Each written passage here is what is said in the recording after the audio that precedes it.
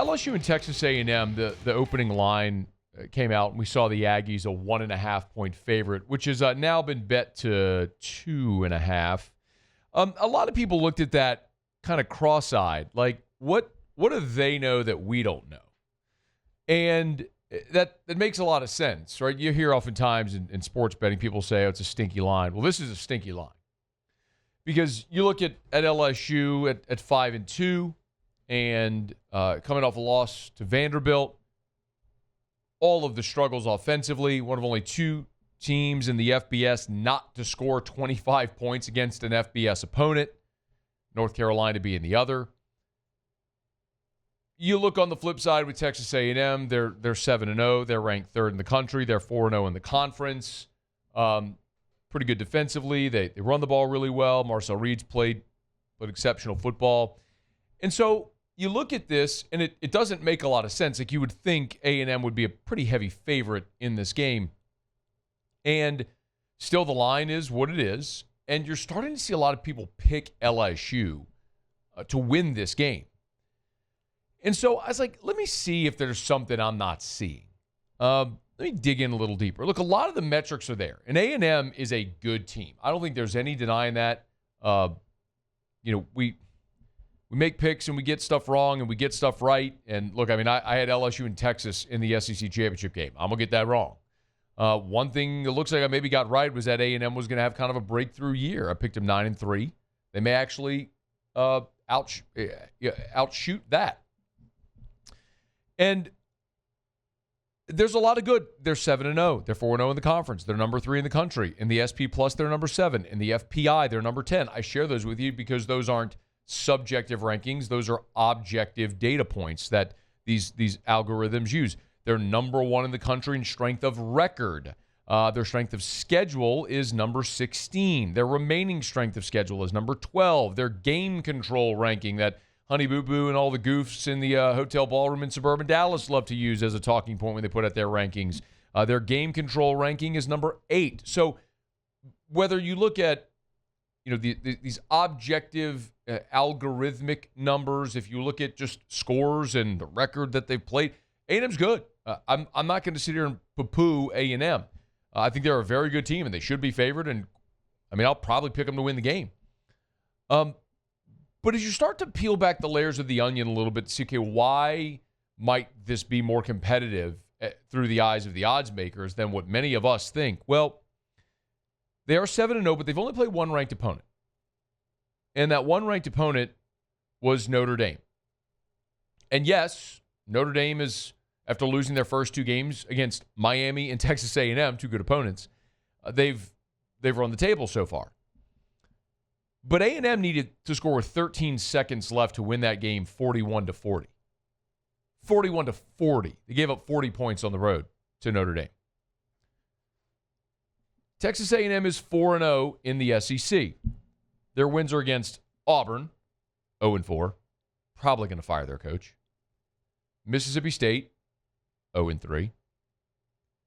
Florida is 2-2 in the conference and has fired its coach.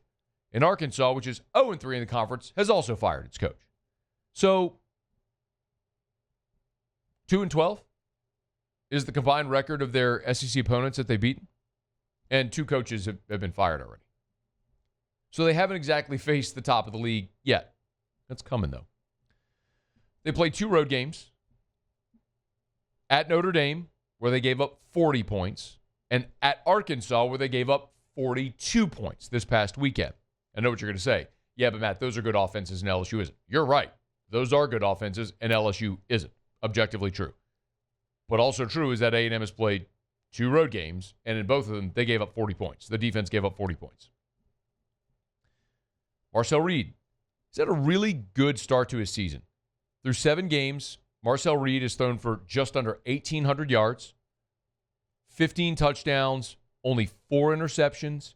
He's completing 62% of his passes. And running the ball, he's been effective as well. He's averaging just under 5 yards a carry, and he's rushed for 4 touchdowns. Marcel Reed, in that game in South Bend against Notre Dame, he was 17 of 37 throwing the football. Now, he threw for 360, 2 touchdowns and a pick. The reason he threw for 360 is because he had an 86 and a 45-yard completion.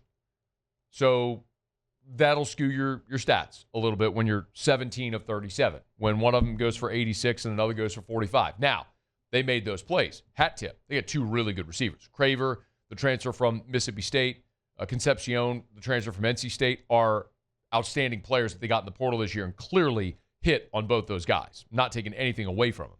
But that wasn't a consistently great day for Marcel Reed in South Bend. That defense, the secondary, by and large, for Notre Dame throughout the game played well, except for obviously giving up the big plays. We just can't take that away. I mean, they've made the big plays. They beat Auburn. Won that game 16-10. Up until this point, Auburn is the best defense that Texas A&M has faced by a big margin. Auburn is 30th in the country in total defense. LSU is 26th. So this will be the best defense that A&M will have faced so far. If you're wondering, the other defenses they faced, Florida is 42nd. Notre Dame is 62nd. UTSA is 99th. Arkansas is 124th. And Utah State is 126th.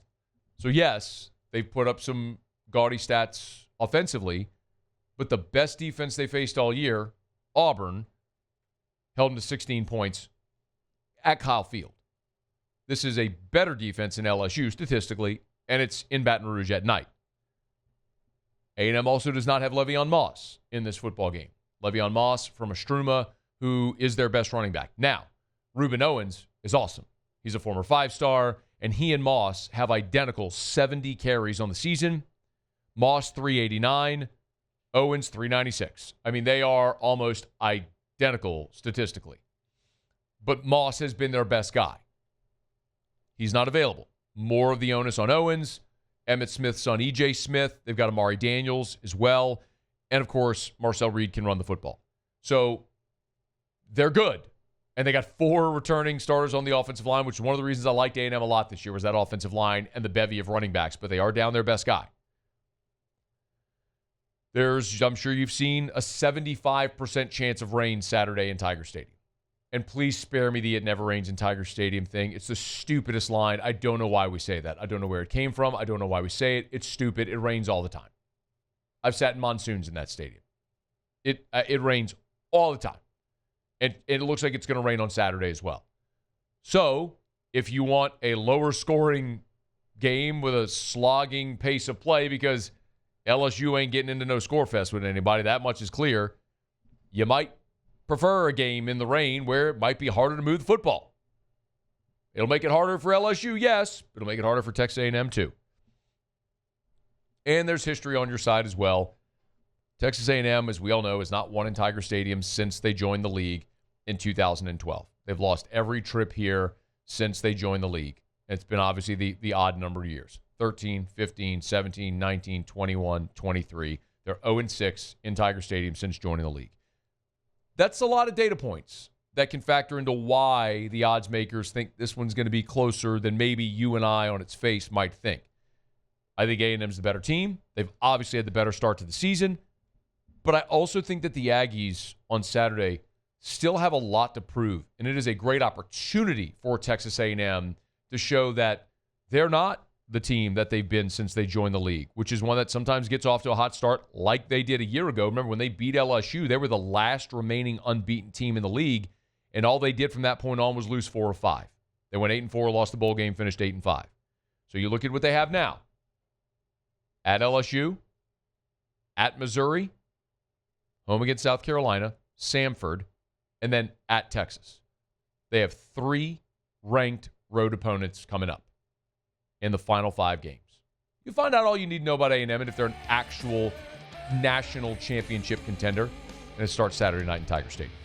Hey, thanks so much for watching. Please leave your comments. I love to interact. And be sure to hit the red subscribe button below.